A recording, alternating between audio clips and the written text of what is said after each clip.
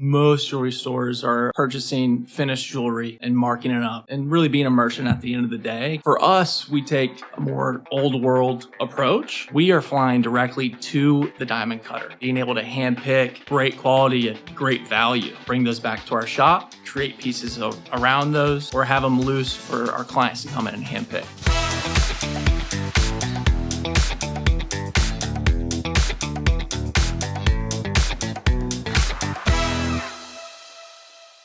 Well, thanks for having us out of your space. Absolutely. Sitting here in the new edition as of a year ago, right? Yeah, in a year the ago. Underwood building. Mm-hmm. Yeah. Faye Jones building, yes. Correct? Yeah. A lot of history. Yeah, a lot of history. If you're not aware of who he is, just an Arkansas legend. Mm-hmm. So give us, before we dive in, give us a synopsis, kind of like you were just saying. Mm-hmm. What's the difference between a manufacturer,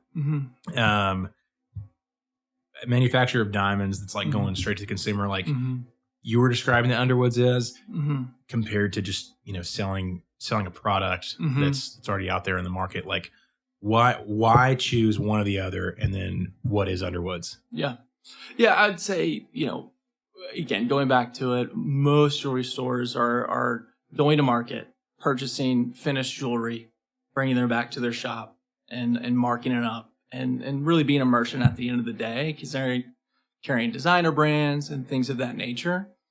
For us, we take a more old world approach where we're doing the design and the manufacturing and all on site. And we're traveling the world and we're acquiring gemstones, purchasing gemstones directly from the source. And you traveling? Your dad's traveling? Your whole team? What's the both of us? Mom? Yeah, both of us. Sometimes we'll travel together. My dad and I will travel to Tucson every February, and that's where the largest loose gemstone show is in the world. So that's where gemstone cutters will travel.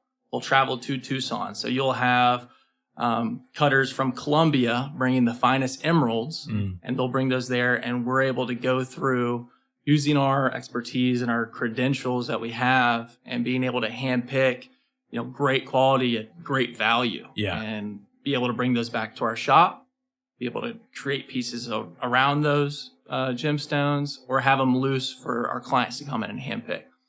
And that's just one trip that I've made a few times is to Mumbai, India. And so that's where over 90% of the world's diamonds are cut. Really? Mm-hmm. Okay. Yeah. Wow. So when you think of the journey a natural diamond takes, it's really incredible. It was formed almost 1 billion years ago, hundreds of miles deep within the earth. And it shot out through very violent volcanoes. It's not the volcanoes you think of like in Hawaii or other places on Earth, but it's like ejected from hundreds of miles down deep into the earth onto the surface. And those mines are Australia, southern parts of Africa, Canada. And so once these diamonds come out of the earth and they're mined, 9 out of every 10 of those rough diamonds are sent to India to be finished, polished, and cut. So the diamonds you think of in jewelry, that's how it's being shaped and finished in Mumbai. Typically, the path from there, once it's cut, it's sent through multiple middlemen. So it passes through a hand to get to New York, may go through a few hands in New York to LA, Chicago, and then eventually will find its way to a retailer where typically they won't even own it. They'll just have it and hold it on memo. And a lot of people do that because you're taking a risk by purchasing and tying up some of your cash flow and assets into that, and knowing what's going to sell.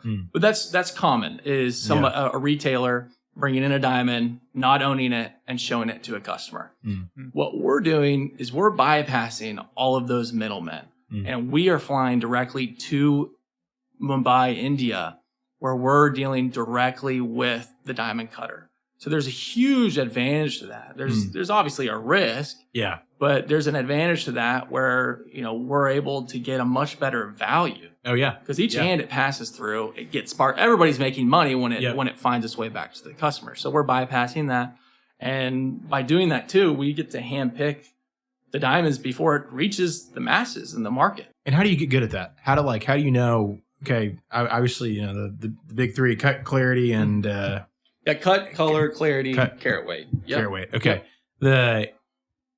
How does one just is a muscle you kind of exercise that you understand after you look at thousands of them? To a sense, to a degree, there's definitely practice involved. Something that an approach we've taken is having, you know, the highest credentials in the jewelry industry. So like, for example, I studied out in Carlsbad, California, just north of San Diego at GIA, which is Gemology Institute of America. I got my graduate gemology certificate. It's about a year-long course.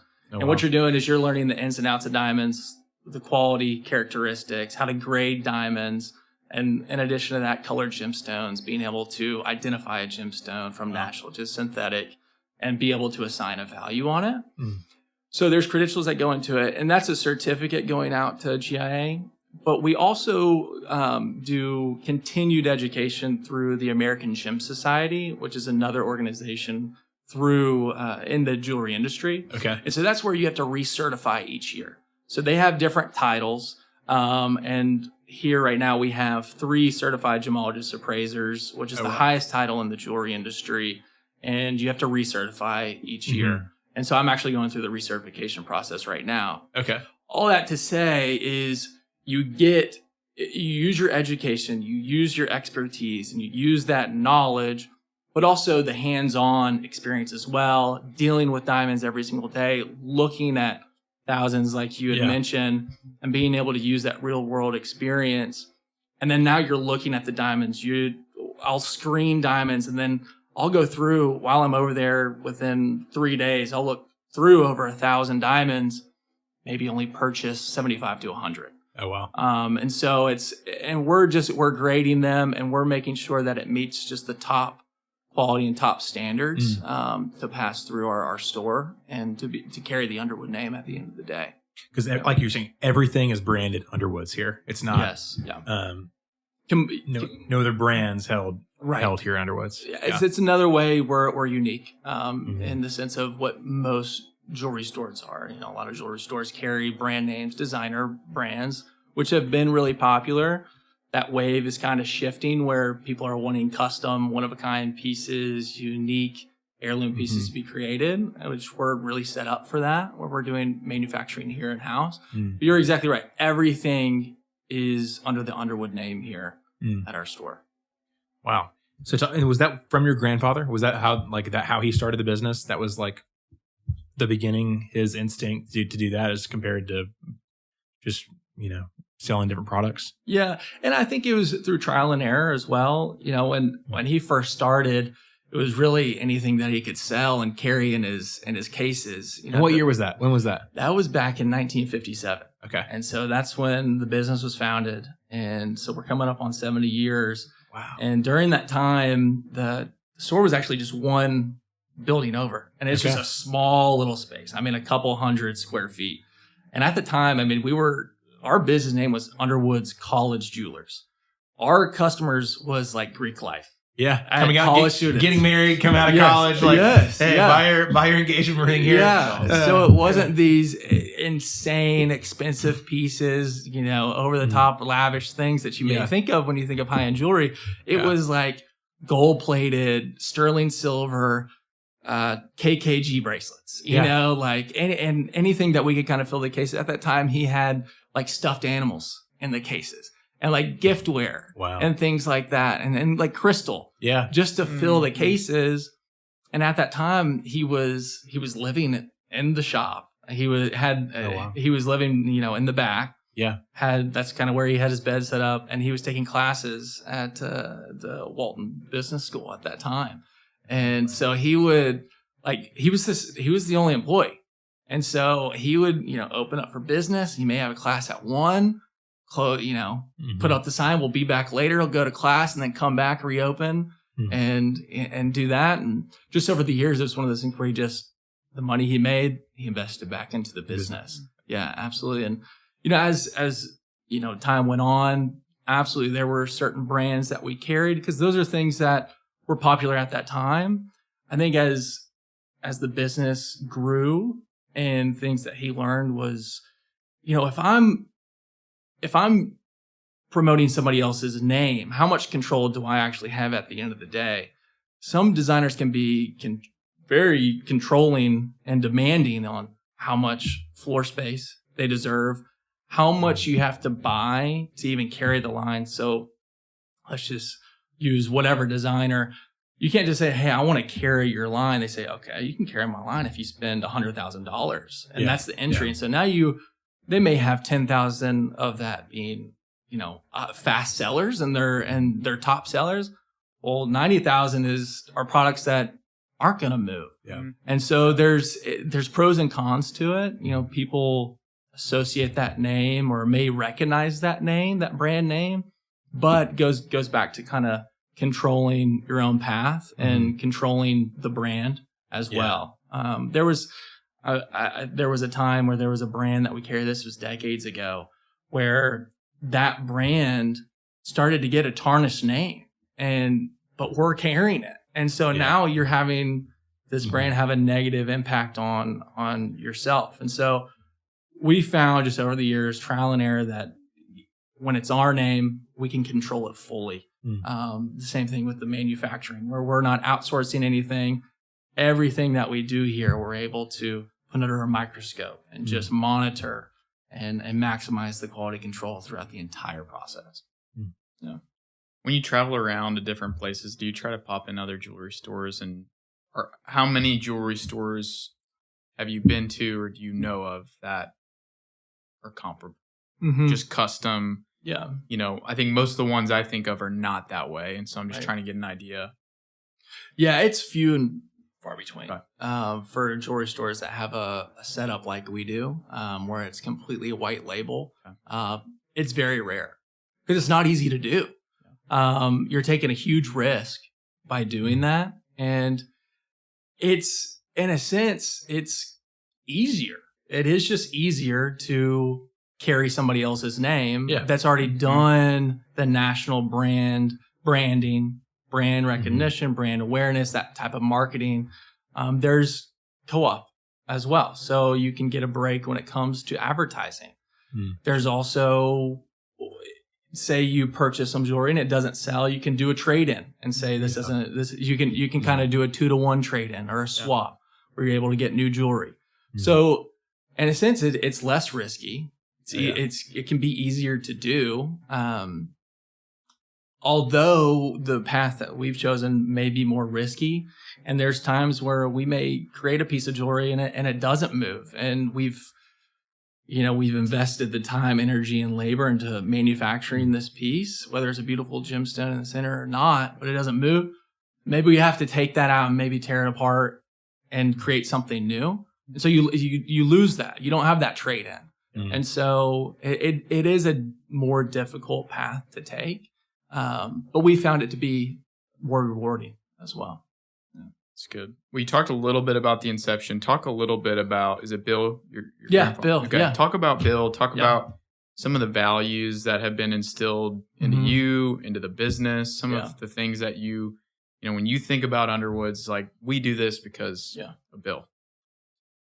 Absolutely. Well, he has an amazing story. I mean, he grew up in Mountain View, Oklahoma, Dust Bowl, Oklahoma, back in the Great Depression. And, he always said, they didn't have 2 pennies to rub together. It was one of those times. And so went to high school, grew up there. And so he was looking for, a path to take. And they had a trade school in that area for horology. And so that's the study of time.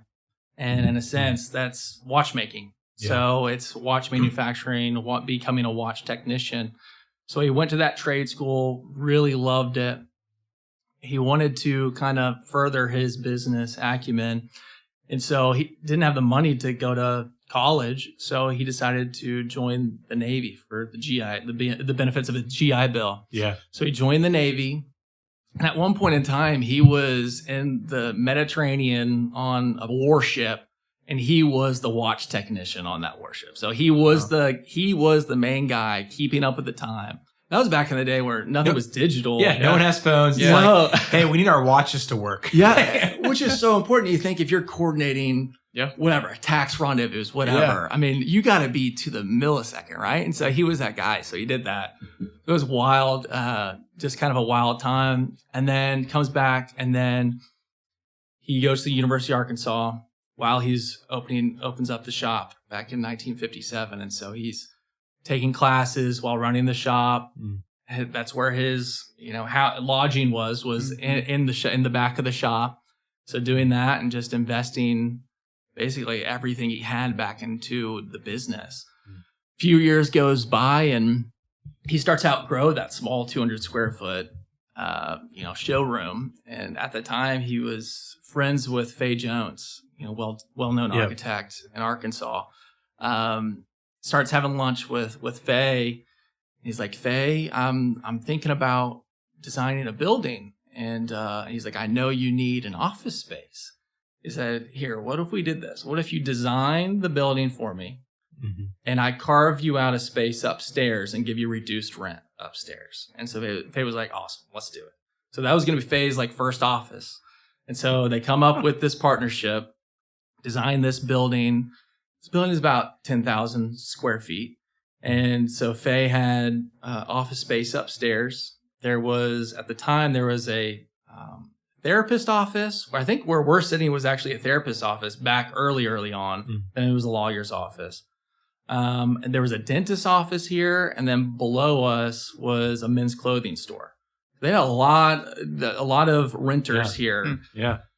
And then over time, we started outgrowing just our space. We only had a quarter of the store, only about 2,500 square feet. And then so we took over the men's clothing store.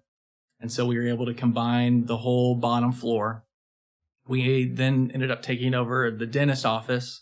That's upstairs. And so that's where now our shop is. That's where our three master bench jewelers are. And that's where we're manufacturing our jewelry. And then just recently, the lawyer that was here that had this, this office space up here, he was retiring, and we were potentially looking for another renter. But we were like, we could really use this space.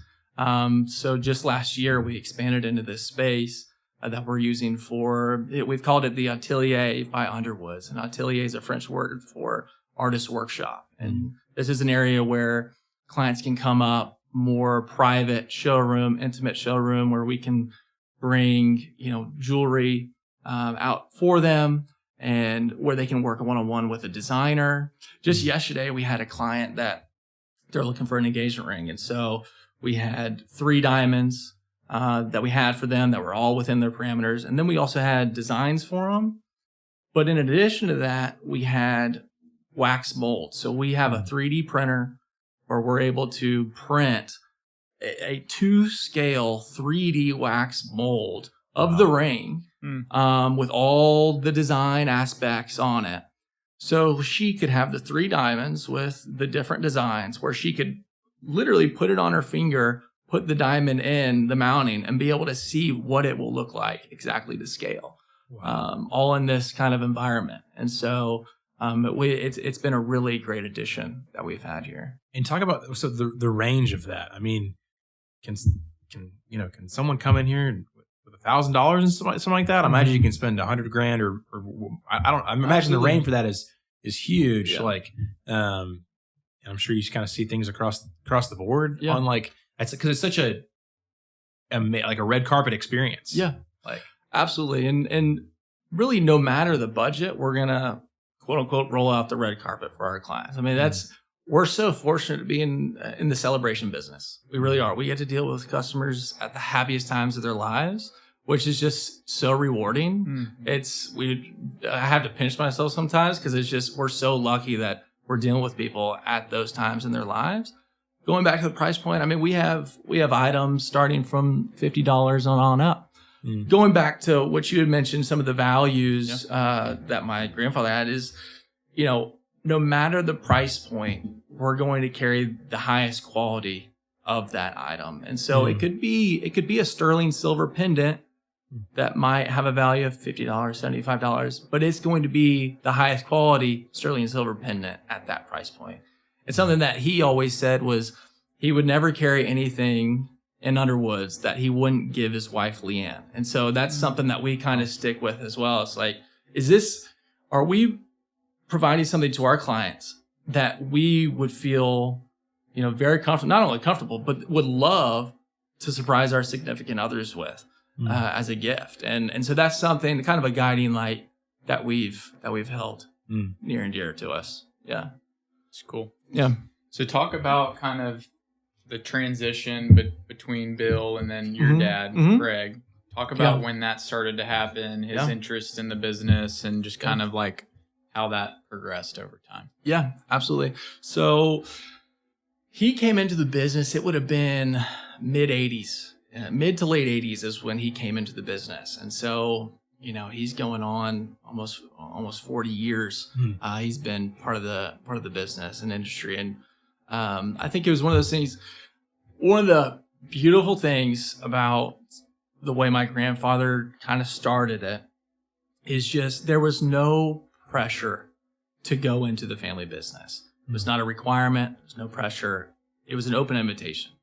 Love to have you if you choose to go into the family business. No harm, no foul if you don't go into the family business. My dad, he knew he wanted to go into it. After he graduated high school, went to Baylor University, studied entrepreneurship there. And then he didn't come back right away. Kind of another thing that my grandfather set up was, okay, you can come back. We'd love to have you, but you got to do a couple things first. You got to go get your gemology education. So he went to GIA as well.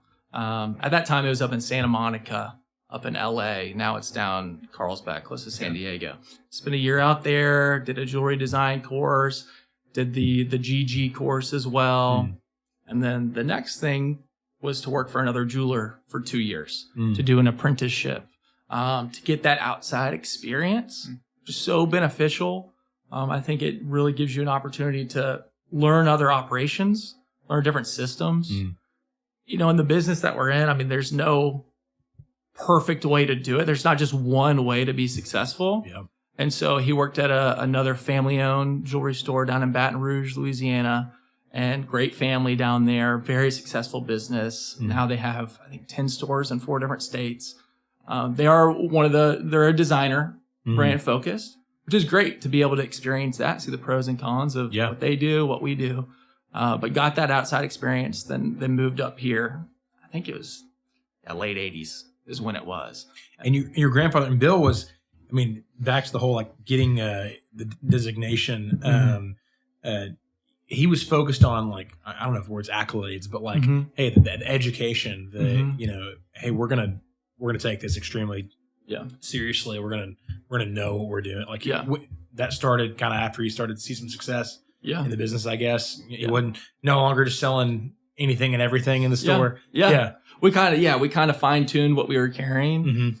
And ultimately, the way we view the education, the credentials, the expertise is honestly consumer protection, where we know what we are carrying and caring for our clients and selling our clients. And so we know the ins and outs of it. If you can almost get into a dangerous game where if you were to say, okay, I'm going to open up a jewelry store, don't have any experience, any credentials. A lot of the items we carry are blind items where you could have a stone that's blue, but what is it a sapphire? Is it a piece of glass? You have to have that expertise and that knowledge. And at the end of the day, you're protecting the consumer to do that. And we're part of the American Gem Society, which is an industry within the organization within the jewelry industry, focuses on continued education. You have to be peer elected, so other retailers have to actually elect you to be part of it.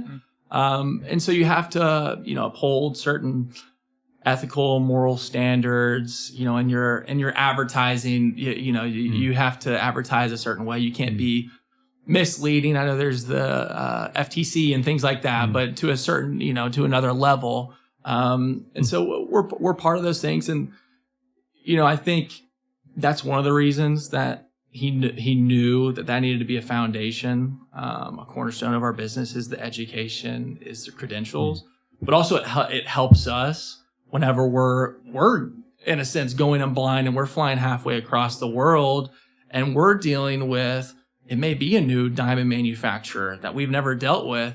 We need to know what we're buying. Yeah. We need to know what we're spending our money on, and we need to know that that's a good buy. It's something that's quality, but it's something that's at a great value. And we're able to take that and bypass the middleman and bring that back to our clients. How often do you see someone bring in a diamond or whatever that it was a family heirloom they want to make a new ring out of, or something that's like, and they get it under the microscope and it's like, oh man, this isn't what I was told that it was. Unfortunately, it happens. It really is unfortunate.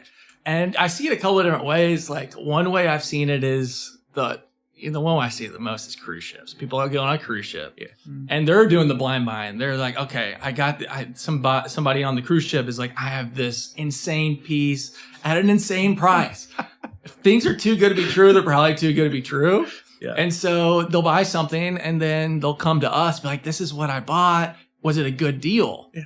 And first off, we don't want to be the jewelry police, in a sense. Yeah. But it's can be a difficult conversation where where you have to give them the reality of the situation.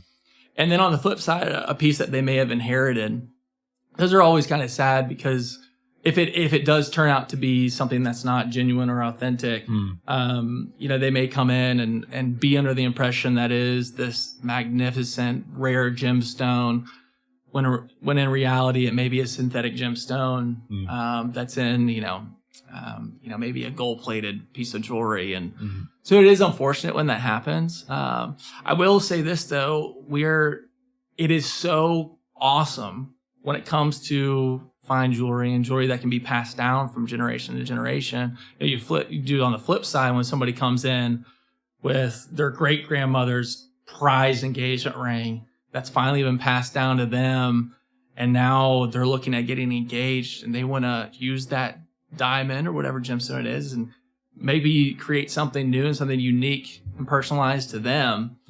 So that it's a really cool thing how jewelry can be passed down from generation to generation and carry that sentimental value.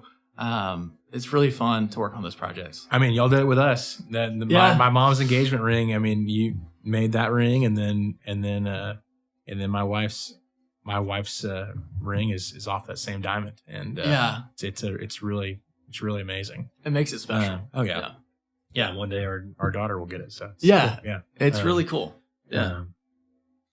So let's go back to Craig coming on. So at that time, were y'all carrying other brands? And when did that transition go from, hey, we're not carrying other brands here anymore, to, hey, we're going to manufacture all of our own stuff? When did that happen? I would say the last designer brand we carried was probably 15 years ago. Okay. So we were carrying some, not a whole lot. That was not our focus, our bread and butter. It was still carrying the Underwood name with some of those designer brands. And then about 15 years ago, we discontinued all designer brands. We discontinued all of our watches as well. And that's where we really took the focus and invested into in-house custom. And at a time, I mean, you look back 10 to 15 years ago, we decided to do that. It may have not been the best time to do that. I mean, there were certainly times where even in bridal, there were certain engagement rings or diamonds that had certain brands attached to it. And at that time, people were very brand focused. People loved brands. People loved designer brands. Again, that has kind of subsided and gone more towards what we have specialized in. But there was times where during that time, where we were probably losing out on some sales because we did not carry those designer brands. We felt for the longevity of our business, that was the right move. And that's been another thing that we've had kind of to our core is not taking on, not sacrificing our integrity and our core fundamentals and our values for short-term profits. There's always new fads, always new trends. But if it's not who we are and it's not something that we again, going back to it, it's not something that we see ourselves gifting to our significant other. Even if it's really popular right now and people are making a lot of money off of it, it's not who we are. We're not going to dip our toes into that. And we're going to stay true to who we are. Yeah. That's cool. Yeah. So your dad comes on in the 80s. And when does it feel like the business actually really starts growing, really has some legs? Have you heard them talk about kind of those times and those days? Yeah, a little bit. I would say they continued to see growth. I mean, at that time, our store may have been 5 or 6 employees when he joined, and now it's a team of about 15 people. So we've just continued to grow, and it has been a reflection of choices we've made, we like to think, but it's also the community and the area that we're in. The areas has seen so much growth, and so many people that have decided to move here. But also, this area is so amazing in the sense of they support local, and it's a really incredible area to be in, an area to have roots in while we've seen this growth, and so it's kind of been part of the community, part of that growth, but also us perfecting our skills as well. That's good. And I mean, this store's been in this, 50-foot, radius or whatever for a long, long time. Yeah. I assume at some point there had to have been some conversations about, should we build another store? And talk a little bit about why y'all have or haven't done that, and kind of just the reflections on that as part of your business. Well, I'll talk a little bit just about this area. There was a time where we were thinking about moving. Okay. And there was a time, I can't think of the exact years or time span, but Dixon Street was not in a good place. I mean, you had some of our anchors here. You had Collier's, George's, and us have been here for a long time. But there was a time where Dixon Street was not headed in a good direction. Not a whole lot of growth, not a whole lot of businesses here. I don't know if y'all have seen pictures of like Dixon Street back in the day. It's pretty wild to look at. But really the turning point, from what I understand, the biggest turning point for Dixon Street was the Walton Art Center. And they, at the time, the Waltons were looking at doing an art center somewhere in Fayetteville. And they had proposed like 4 or 5 different locations for that. And those 4 or 5 did not include Dixon Street. I think my grandfather kind of caught wind of that, and I think he became part of one of the people that was deciding where that Walton Art Center was going to be. So he had some input, and finally they did decide to put it on Dixon Street, and that has really transformed Dixon Street into the positives, and so we've decided to stay here on Dixon Street. It is a very historic area, and we love it. We love being on Dixon Street. Going back to your question about expanding, it's one of those things that we're constantly thinking of. We're thinking of it all the time, always playing around with that idea. There was a time, going back to my dad, they were going to expand into Little Rock, and this was over 20 years ago. And at that time, I mean, they had plans. They had already scoped out an area. No, I take that back. That was longer than that. That was before I was born. So that would have been over 30 years ago. So 35 years ago, they had scoped out an area in Little Rock. They had picked out like an area in the mall, because malls were hot back then. Yeah. And they had this area chosen, and he was about to make the drive down there. They had a house picked out and everything like that. And at the last second, they decided this isn't the right fit. We're going to stay here. I got to say thank goodness, because I'm glad that I grew up here in Fayetteville, to be honest with you. But yeah, I mean, that was a time where it was almost there. Decided not to. And there's been some different times in the past that we've thought about it, and it just hasn't been the right time. But we're always thinking about that. Yeah. That's cool. Why don't you talk about, so you talked about how your business is very different. Talk about maybe it's a few stories of these custom pieces and some interesting really unique pieces that, I mean, we've got a couple of the pieces have been on the Emmy Awards. Just, are there any just big unique things that come to mind when you think through your career here and some of the big projects you've worked on? Yeah, absolutely. And there's been some really cool projects. Since I've been here, a really cool one was one that, my dad and I, our first buying trip together since I had joined the family business full time. Him and I handpicked this insane 4-carat sapphire. We ended up coming back. We had it. We designed a piece around an incredible ring, kind of a vintage style, beautiful filigree, diamond, cushion diamond halo, diamonds down the shank. It was in platinum. It was just absolutely stunning. And we submitted that to a design competition last year to the HETA Spectrums, and it ended up winning first place for the platinum honors.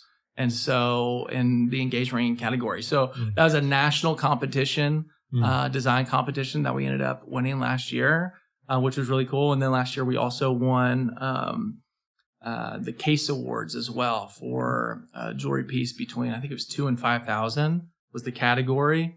Beautiful amethyst, center stone, and a really cool hand forge, which is like this, almost this raw gold, very organic and natural feel to it, all crafted here on site. Submitted that and we won as well last year. So last year was a big year for us in terms of design awards and recognition and things like that, which those are great. But I would say the best are creating, one of a kind pieces for our customers that are celebrating huge milestones. I mean, we've had customers that are like second generation, third generation that are coming in. I had a guy, it was like a month or two ago, that came in with his dad. His grandfather purchased from my grandfather. His dad that was with him purchased from my dad. And he wanted to buy, an engagement ring from us. Wow. And he came in and so it was like three generations working with the third generation. It was really special. And so, and you got to think too, it's like working with, whether they're young, whatever age they are, but an engagement ring is such a special piece of jewelry. I mean, it really is one of the biggest pieces of jewelry a guy will buy. That's at least the first one, first purchase. And that really starts the foundation of a relationship, of a marriage, is that engagement ring. It's that promise, it's that commitment for eternal love. And so those are really fun projects to work on, engagement rings and bridal. But fun ones too are, we talked about a little bit on heirloom pieces, where somebody comes in and they inherited a piece of jewelry and it's something that's very, very special and prized. They saw their grandmother wearing it every day. And so now they're going to recreate something that's unique to them. And here we're able to offer the full custom experience, the full design experience, where we're able to they have that piece of jewelry and we come up with 10, 15 different designs and then be able to have them part of the entire design process of creating those renderings, creating the 3D models, having them feel, see, and touch the piece, and then be able to see their eyes when you unveil the piece, see their eyes just like light up. And then they get to cherish that. They get to enjoy that and keep it safe for the next generation. Yeah. So those are really fun projects. And we're very spoiled that we get to work with people at the happiest times of their lives. So it's very rewarding. It's cool. Yeah. So talk about those custom pieces from a business perspective. Is that, if I wanted to do something like that, do I have to pay for every rendering or is that kind of part of the experience? How does that? Yeah. That's a great question. So the way it works out is you can come in, free design consultation, sit down with a designer, and we can kind of go through preferences, different parameters, style, and things like that. We can take that. We can come up with quite a few different design options. That design option, that individual can come into the store, view those renderings free of charge. If they want to take those renderings with them, or if they wanted us to send them digitally, we would require a $500 deposit. But that goes towards the bottom line at the end of the project. Gets taken off the bottom. And that just protects us and our creative that goes into it, the time, energy, and effort. But say you do that, okay, you find a project that you love or find a design that you love. And then typically if they don't own the gemstone, all we require is a 10% deposit down on the gemstone. That's to pull it from our inventory.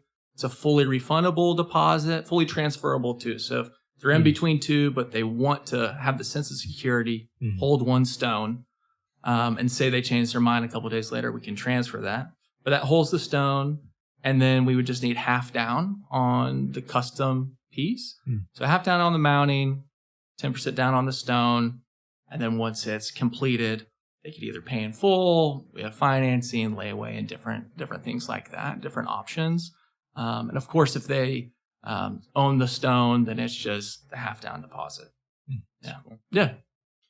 Talk about a little bit more about the business. So, I mean, obviously very capital intensive business. I know you mentioned the word memo earlier, and I'm not sure if that's something y'all participate in or not. So just talk about what that's looked like over the years owning a business that is so capitally intensive.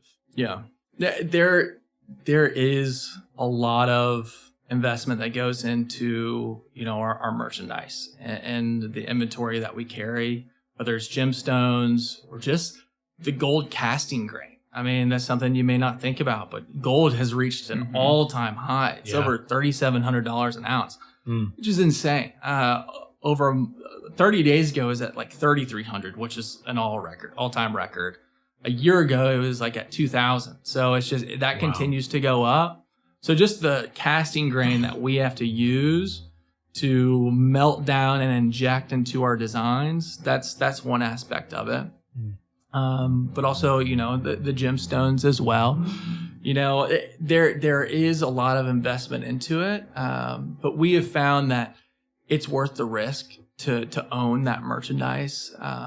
We believe if we're going out and we're buying it, we're able to get a better price than any of our competitors. So when you're comparing apples to apples, like quality to like quality, we're going to have the best value between those two because we are taking that capital risk. So do wholesalers do the same thing? Or are they not the custom piece, but are they are they buying them directly like y'all are? Or how would you, is that a similar I know they're probably not all different, but I see what all you're the saying. same. Yeah. And, wholesaler is a funny word. A lot of times businesses will claim to be wholesalers when in reality they're just like any other business that's doing something typically online. Yeah. Most of the time it's still going through middlemen and that diamond is still passing through quite a few hands. There's not too many people that are taking the time and traveling all over the world to handpick from the cutters. Okay. Yeah. So, I mean, what percent of your inventory is it all your inventory you're buying directly from those people? Traveling? Yeah. So anything that we own, any diamond, gemstone, or anything like that, we're buying directly from the cutter. So, I mean, last time I went over there, I mean, we probably bought over $1 million worth of diamonds. And those are diamonds from, a half carat all the way up to 4 carats. So we have a huge selection. And again, that comes with a risk, but being able to offer that to our clients and to have that big of a selection, different qualities, different price points throughout those different shapes and sizes and things like that. It just gives our customers a really, really nice experience to be able to come in and view those. That's awesome. Yeah. And then I assume you're watching that inventory. I'm sure there's been times where some of that inventory has sat for a long time, and you and your dad, y'all are kind of making some mental checklists of like, okay, well this one didn't move, and that's how you make adjustments, kind of moving forward. Is that? Yeah. You use your best judgment and you do what you believe is going to be the best decision. And so absolutely, there's times where we buy a diamond and it may not move for a year or 2 years. But the way I see it and the way that my dad and I talk about it is there will always be a market for a beautiful, high quality diamond. We truly believe that. If it doesn't move in a year, it doesn't move in 2 years, we're completely comfortable with that. And we know the right client or customer is going to come by and see that, and it's going to be the perfect diamond for them. And then on the gemstone aspect, I mean, we've seen some gemstones like rubies, sapphires, which we've purchased some in the past, and they don't move as quickly as diamonds do, which is fine, but those values have gone up. I mean, they are appreciating. Yeah. Although they're sitting in our vault, Yeah. they're appreciating. And so, which is, not the worst thing to happen either. Yeah. Well, what percent of your clients right now are local in Northwest Arkansas versus you're outside? Yeah, I would say 90 to 95% are going to be Northwest Arkansas. If you include Fort Smith and some regions outside of Northwest Arkansas. Now, of course, we have clients that come from Dallas. We have clients that come from Oklahoma, Missouri, a lot of Texas clients, honestly. And then Little Rock will have people come up as well. We have clients that may see us on social media or catch wind of our website. We have people that'll purchase from us on the East Coast and the West Coast that we're able to do. And that's really evolved with our capabilities to be able to do digital presentations and as technology has gotten better. So really all over the nation, but the vast majority is here. Yeah. And you were so the family you were talking about, 3 generations of buying diamonds here. Yeah. It's absolutely incredible. Yeah. It's insane. What percent of your clients are second or third generation buying a product from you? I mean, what I imagine is like that your business is very sticky. It's like once you get someone who's committed to a custom piece, they're all in on a custom pieces. Is that correct? And yes, no, why? Absolutely. I mean, we have so many customers that will come in, whether they're young, looking for an engagement ring, and be like, my parents got their engagement ring from you, or my grandparents, we're a customer of yours. And so we've always kind of had your name in the back of their mind. Do you keep track of that when people say that? We should. Yeah. We should. That would be a good metric. I know, we do. That would be a really good metric to keep in check. I was actually, something that was interesting was working with one of our website developers, and we're coming up on time to making the decision of revamping, investing, or revamping our current website or doing a whole new website. Yeah. So going through that, but looking at the analytics on Google search, and we have more direct searches than organic searches. So that'd be somebody, rather than looking for jewelry store near me, people are searching Underwoods more than they are just for jewelry store. Oh, wow. And so I think that kind of goes back to what you're saying, where it kind of is, whether their family has shopped with us before, but it is kind of a generational community name. And is there, do y'all ever do any trade scenario where someone brings in a piece, or does that happen? Is that, as far as the marketplace goes, how common is that? And so it's becoming more and more common. We do it, to answer that, we do not offer that. That would be like a consignment. So somebody would come in and say, I have this family diamond. I want you to carry it, mark it up, sell it, and then we'll split the profits in a sense. Yeah. Some jewelry stores do that. Some jewelry stores will do that with watches, jewelry, etc. Yeah. That's not something that we do. Most of the time, especially back in the day, diamonds just weren't cut to the precision that they are today. So they just wouldn't meet our standards, our quality standards. And so we haven't done that. But something that we do offer is, if somebody comes in and is looking to sell, a diamond, typically our standard is like 1 carat or above. We do offer a brokerage service where we are able to reach out to some of our contacts, LA, Chicago, New York, that may have estate departments, and we can kind of have that communication for the client and be able to hopefully broker a deal for them. Yeah. That's cool. You can bring your Bitcoin in too, right? Yeah, there you go. That's out of the roof right now. Yeah. So tell me about your standards. So we've talked a little bit about GIA. Yeah. Are all your diamonds GIA certified? Like talk through some of the standards. That's a great question. And, it's the grades can be very misleading. People really get fixated on the grading report. And essentially that's a piece of paper that's assigning a diamond a grade. And within those grades, there's a huge range. And so, the gemological report does not give you the total scope of the beauty of a diamond. So we never sell a diamond based off its paper or grade report. We sell the diamond on the beauty of the diamond. The most important factor when it comes to a diamond is the cut. And the cut grade is really the grade that we assign to a diamond based off the amount of life, sparkle, beauty, and ultimately the light performance. So what you want out of a perfect diamond is you want 100% of the light to enter into the diamond and return to the viewer. A lot of diamonds are cut really thick or really shallow for either weight retention or to give the illusion of a large diamond. But the problem with that, the light just leaks out through the diamond, and it just creates a very dull and lifeless diamond. And then for color and clarity, there's a huge range when it comes to those grades. So if I'm looking online and I type in like a 1 carat that has this color grade, that clarity grade, there's going to be thousands that populate. And that's because there's a huge range within every single quality characteristic. But like for color grade, I'll give you an example. If there's a diamond that has a color grade of a 2, that or an H would be the GIA report. There's a range. And so the analogy I give is if we were to take a midterm exam and say you got an 89% and I got an 80%, we both technically got Bs, but we all know your 89% is better than my 80%. And yet both of those diamonds have the same grade, just like we got the same B. But what we're looking for those 89%.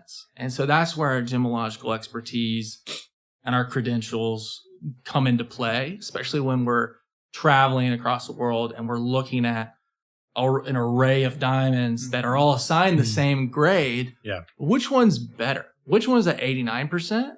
And then which 89% is the best value? Yeah. And so we're able to cherry pick those diamonds and pass those savings back to our clients. But going back to it, yes, every diamond passes through our accredited gem lab. We have the first accredited gem lab in the state of Arkansas through the American Gem Society.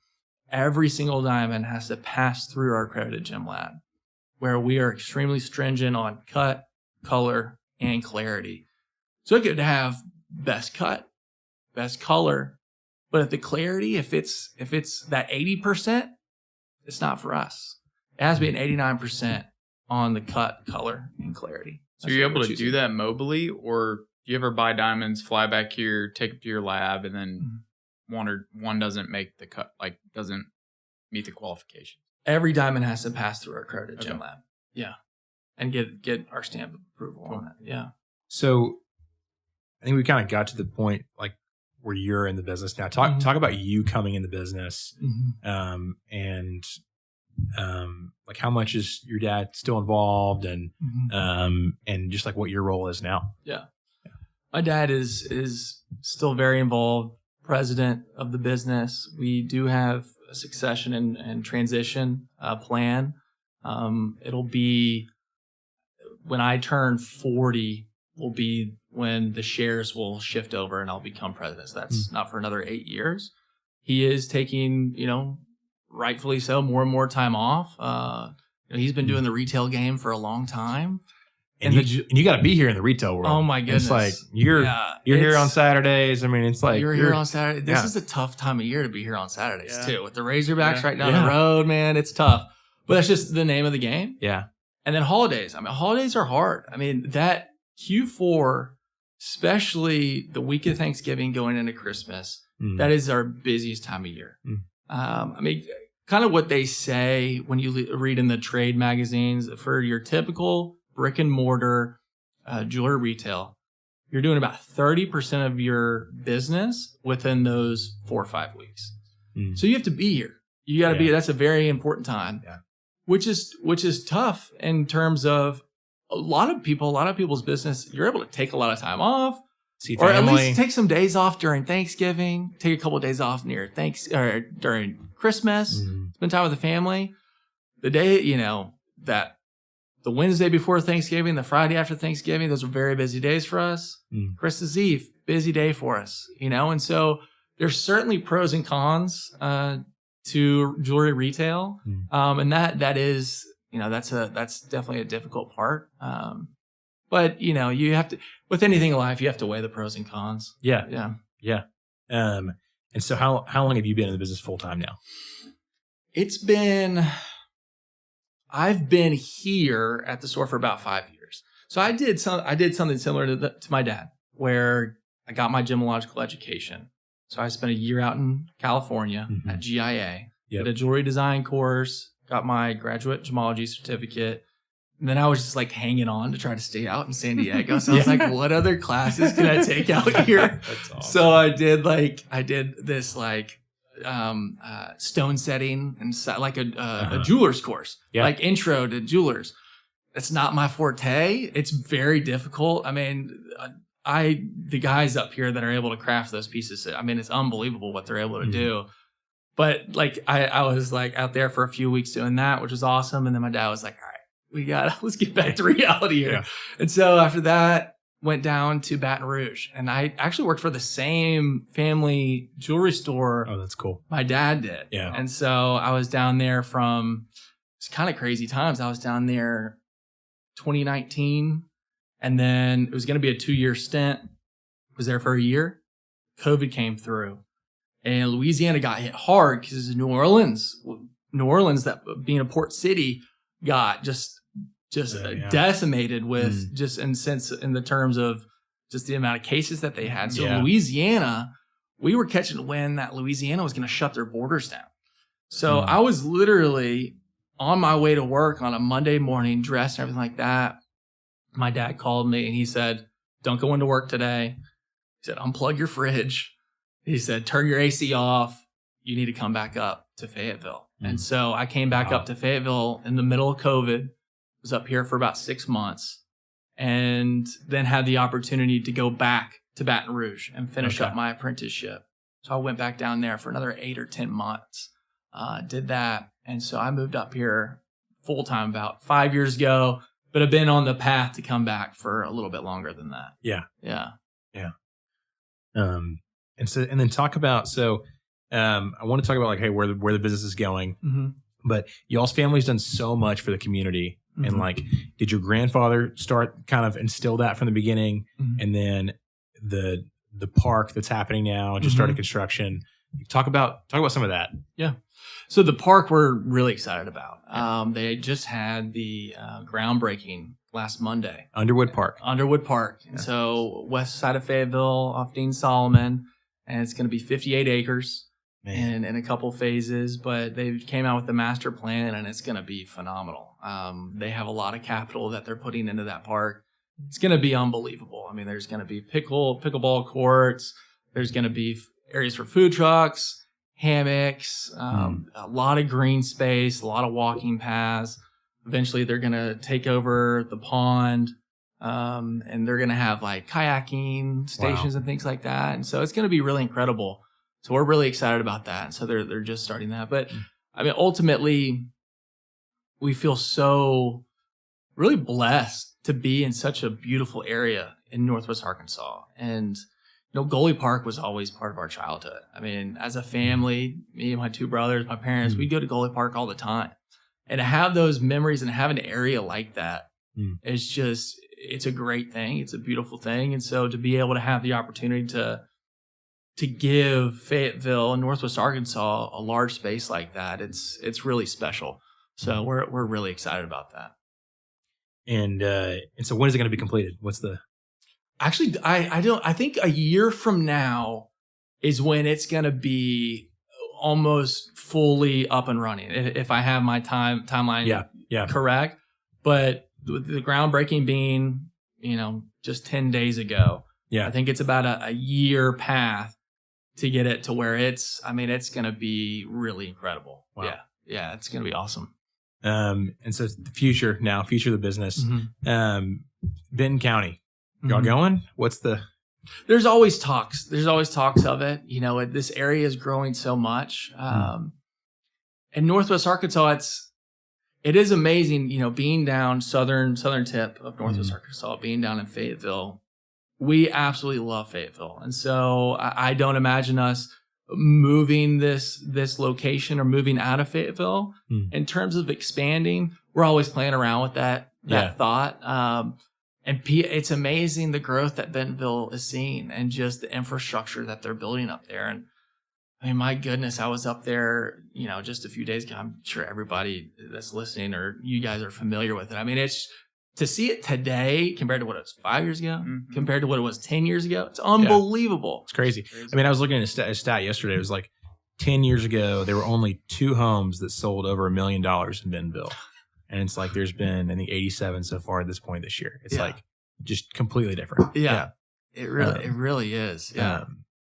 Yes. So, I mean, is that like, have you talked about if we're going to Benton County, we're going to Rogers or Bentonville? Is that kind of on the radar, or is that? I think to expand, if we were to expand, to go, it would make sense to be South Fayetteville or South NWA, possibly North NWA, to have the North and South. I don't know if NWA would be big enough for 3. Yeah. You had mentioned looking at other jewelry stores and things like that in other metropolitan areas. You go back a few years, a lot of jewelry stores were opening like 2 jewelry stores within their own city. So 2 stores in the same metropolitan area. A lot of places have actually consolidated. That's actually been a very common theme that we've started to see. It's one of those things where where we are right now, we had the opportunity to expand up here into this office, and build this out into a private showroom, which has really been incredible. With that being said, we're always exploring new opportunities. Yeah. And so nothing's concrete just yet on our future plans, but we're always thinking about it. Yeah, we are. Talk a little bit more about how the industry's changed. I mean, younger people, what they're buying, the lab grown thing. I don't know if there's anything you would share there, but yeah, absolutely. That's been a huge topic is synthetic diamonds. And for us, we've never carried a synthetic diamond. So they've been around for a while. They've been around for about 4 or 5 years. Okay. And they've really caught a lot of popularity probably in the past 2 or 3 years. We're seeing more people in the past couple of years ask about them. So it's definitely a trending thing. The way we see it, going back to really what my grandfather started, what my dad has kind of been handed the torch, and what I believe is carrying something that's of quality, but something that has value as well. And the way I see synthetic diamonds is they're mass produced. The vast majority are produced in China or India. So you're taking a billion-year-old process, condensing that into a 1 to 2 week period, and using coal as your power source. And so it takes a lot of energy to do that. So it's not great for the environment, but also because it is mass produced, there's an infinite supply. And it's technology based too. So as technology gets better, it becomes less expensive and more efficient to make. So with those 2 factors, when we've been monitoring the price of synthetic diamonds, it just continues to plummet. Every single day it goes down. Not one day has the value of synthetic diamonds gone up. We can't predict the future, but to us, that's pretty good data saying that's not a good value for our clients. And so that wouldn't be something that we feel comfortable carrying, or, whether it was something that we carried, given to our loved ones. Yeah. But ultimately that we think that would have value. And so we've decided not to carry synthetic diamonds. Yeah. And the way that I see natural diamonds is they're unbelievable just in the fact that Mother Nature made them over 1 billion years ago. God's creation, the path and journey that they take. It's really incredible to take a look at some of the areas that they're mined and they can actually be manufactured. Like there's an area in Botswana in Africa, and that whole country has been entirely transformed for the better because there's been diamond mining there and diamond manufacturing. So the diamond manufacturing employs the most women in that whole country. And so a lot of villages, I think they offer education for free across the entire country as well. So it's totally transformed that country for the better. And I think there's just a really symbolic meaning to a natural diamond where with Mother Nature creating it, every single one is unique. No two are the same. Yeah. And that's the same thing with a fingerprint, snowflake, or, one person's love for another. I think I just don't believe that same message, symbolism, uniqueness is offered with something that was man-made in a couple of weeks. Yeah. I know it's very popular right now. Yeah. And especially, my little brother graduated last year, a bunch of his friends, I think they all did that. Mm-hmm. Have you seen prices, right? If demand for synthetic diamonds has gone up pretty significantly, has that impacted the price in a negative way of, I guess, non-synthetic diamonds, natural stones? So you bring up a good point, supply and demand. Although the demand has been higher today than it was a few years ago, the supply of synthetic diamonds vastly outweighs the demand. So it is so oversaturated with synthetic diamonds. And with synthetic diamonds, it's really interesting. It's when you look at price per carat. So like the price per carat of a 1 carat, price per carat of a 2 carat, the price per carat of a 3 carat. With synthetic diamonds, it's like a piece of glass. No matter the size, that 1 inch by 1 inch is going to be, let's just call it $1. A 1 inch by 2 inch is going to be $2. And it goes on up in that way because it can just be created that way. With natural diamonds, it is not that way. It is so rare. It increases exponentially to have the amount of 1 carat natural diamonds that come out of the earth in 1 year only fit within the size of a medicine ball. And then the amount of 5 carat natural diamonds that come out of the earth in 1 year can only fit within the size of a basketball. And so it's just that much more rare to have a gem quality, high quality diamond to go into an engagement ring of that size. It just is. With synthetic diamonds, you can grow that 5 carat in a couple of weeks. Yeah. And so we don't see that as a good value to our customers. We don't. With natural diamonds, those have gone back a long, long time. And over the long run, they've appreciated in value. And right now, they're steady. There's ebbs and flows. Yeah. There was a huge spike back during COVID. The jewelry industry, if you were positioned well, you had a lot of success. And you have to think, a lot of people don't know this, but our biggest competitors in the jewelry industry for big anniversaries and things like that is travel or house renovations. You couldn't travel and you didn't want strangers in your house during COVID. But people still wanted to celebrate anniversaries, birthdays, and things like that. So if you were positioned well, you found a lot of success during COVID. And that skyrocketed natural diamonds. It really did. Now it's kind of taken just kind of a soft landing. But I see them only, again, we can't predict the future, right? But I see them taking a very different path than synthetic diamonds. That's good. So talk a little bit more about, so we talked about synthetic diamonds, but a little bit more about the younger generation. I think when I think of that, I think a lot of the older generation, they would do that for anniversaries and things. Yeah. And they'd buy jewelry. What are you seeing right now, and how are y'all positioning yourself as you think 5, 10, 15 years from now? Yeah. We're in a great place in Northwest Arkansas where it's great being here next to the college campus. A lot of people graduate, stay here because there's so many job opportunities, really young average age here. And I would say, especially for engagement rings, that's typically when we're dealing with the younger age clientele. And we offer pieces at all different price points, kind of like we mentioned. Mm-hmm. But we offer natural diamonds at all different price points. And something that we are very proud to offer to all of our clients is the lifetime guarantee of investment on our natural diamonds that we carry. So that means for the lifetime of the diamond, you can trade that diamond in and get every penny you were to spend towards an upgrade or a trade-in. And so that allows somebody, we see it all the time, where someone is just graduated. They may not have all the money in the world, but they still want to buy something that's meaningful, something that they perceive to be valuable and carry that sentimental value.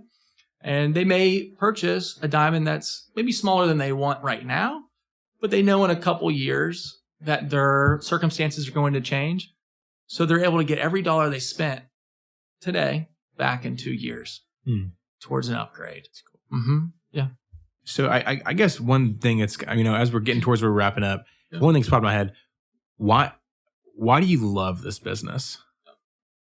It's the best. I mean, it really is. I know I've kind of mentioned it before, but I absolutely love working with clients, especially at that, we get to work with them at the happiest times of their lives. We're in the celebration business.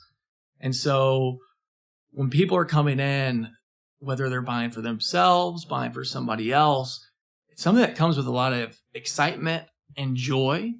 And we get to be part of that. And so it's extremely rewarding when we get to work with customers on those different projects. And it could be all the way down. It doesn't even have to be a new purchase. It could be somebody that came in, inherited a piece of jewelry that just needs maybe some repair work done and refinished, when it looks brand new. Yeah. And to work with somebody that inherits a piece and we're able to offer that, I mean, it is amazing to see people's faces light up and just see what these beautiful creations are able to, the positive impact that has on individuals. It's really something special. And also to be part of a family business. I just feel like it's just something I'm very proud of and feel extremely blessed to have that opportunity, and kind of carry the legacy that, my grandfather started almost 70 years ago, and get to work with my dad. And we work really well together, and just be able to come in to work with him, have an amazing team here. You wear a lot of different caps as a small business owner, a team of 15 people, working on a lot of different things, whether it's diamond buying, you're doing the marketing, working on a new website, hiring, you might be the HR department one day, taking out the trash the next day. Yeah. But it's fun. No 2 days are the same. They aren't. And so it's just, you're able to put your, creative hat on certain days, creating a new piece of jewelry, working with clients, seeing family, friends that get to come in. So it's really incredible being part of this business. Yeah. That's amazing. Well, kind of wrapping up here, there's a couple questions we ask every guest at the end of every episode. Number one, why Northwest Arkansas? Why do you continue to obviously there's the history here of what y'all have done, but looking forward to the future, why build a business in Northwest Arkansas? What would you tell somebody? And why are y'all doing that? Yeah.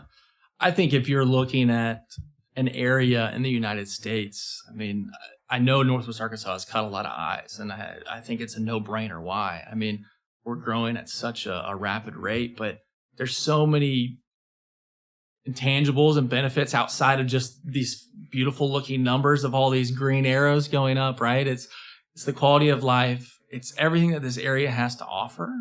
Whether you love the outdoors or love going to see concerts or love the fine arts, I mean, this area offers all those things. It's amazing. We have these large companies. I don't need to name the names. We all know who they are. But they invest so much back into this area.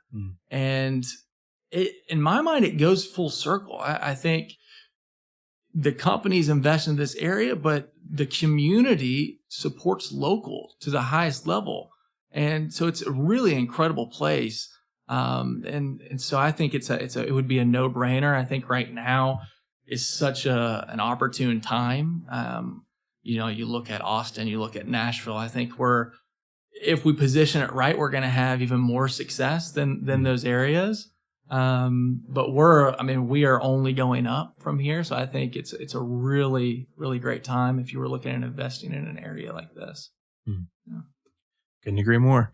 And then how do you define success? So I would have to say, ultimately, I think success is finding a career, finding a job, finding your path where when you wake up in the morning, you're not thinking, oh, I have to go to work. You're thinking, I get to go to work. You find something you're passionate about. You find something that you love to do, and then you don't have to work a day in your life. And then in addition to that, I think outside of just work, I think it's having a family, and I think it's having a support system. I have a beautiful wife, 2 kids, and I couldn't be happier with where I am right now. And I think having those relationships outside of work, but also finding your passion within your career, where it's something that you just wake up and just love to do. Yeah. That's awesome. Well, at the end, we at the end of each episode, we talk through just a few things, 2 to 3 things that we think people will learn from you and Underwood's jewelry store. And so I think as I think through, one of the clearest things that was communicated throughout the entire episode was just the commitment to quality. And any business, it doesn't matter what sort of business you do, there's a scale of price and quality. And oftentimes those things are pretty interlocked. And just hearing you talk about how we can deliver the most value for our clients, for our customers, without compromising quality, I think is super admirable. And it doesn't matter what you do, what sort of business you own, if you can instill that as a core belief, as a core value into your business, you'll have success. And then I think the next one that was really cool as I was reflecting on this is just the family business. 3 generations now, just being committed to something bigger than you. And even hearing you talk through waiting 8 more years, you said that joyfully, not spitefully. You said it joyfully. And I think a lot of the younger generation doesn't want to wait for success or for, taking over something. And I think the way that you appreciated your dad and your grandfather and what you learned from them and talking through those values, just really, really admirable. And I think all of those things, that patience that you have to wait 8 years, the encouragement you had in your voice, getting to learn from your dad, getting to work from your dad, all those things show up in the way that you treat your clients and the way that you treat your customers. And so I think anyone listening to this those things are going to stick out very clearly to them. So thanks for your time, Troy. Absolutely. We loved getting to know you and just more about the family business. So appreciate it, guys. This was a great time. Absolutely.